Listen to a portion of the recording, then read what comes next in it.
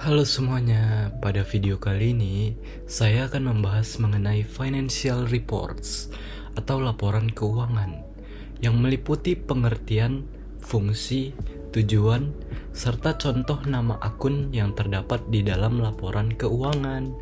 Tanpa menunggu-nunggu lagi, langsung saja. Pertama, kita mulai dari pengertian financial reports. Financial reports atau laporan keuangan adalah laporan yang menyajikan informasi keuangan suatu perusahaan dalam periode tertentu. Laporan ini disusun berdasarkan data transaksi yang telah dicatat dan diolah secara sistematis sesuai dengan standar akuntansi yang berlaku.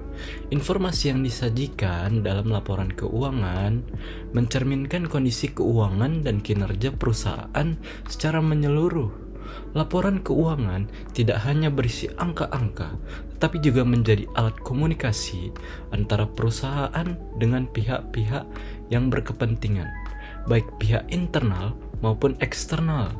Oleh karena itu, laporan keuangan harus disusun secara jelas, andal, dan dapat dipahami.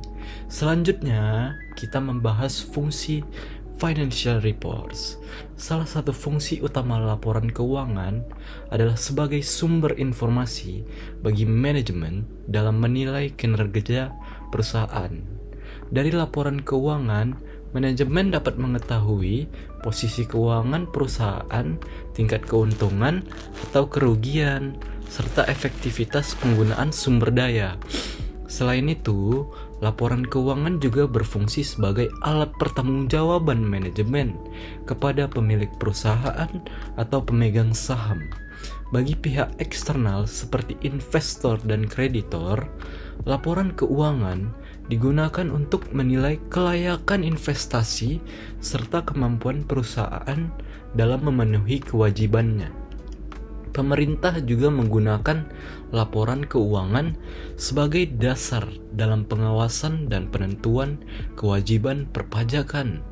Berikutnya, kita masuk ke tujuan penyusunan financial reports.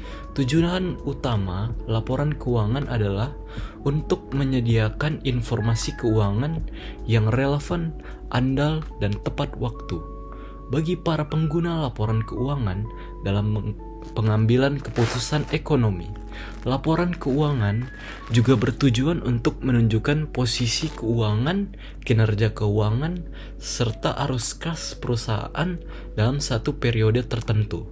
Selain itu, laporan keuangan bertujuan untuk membantu pengguna dalam menilai kemampuan perusahaan dalam menghasilkan laba, menjaga kelangsungan usaha, dan memenuhi kewajiban jangka pendek maupun jangka panjang.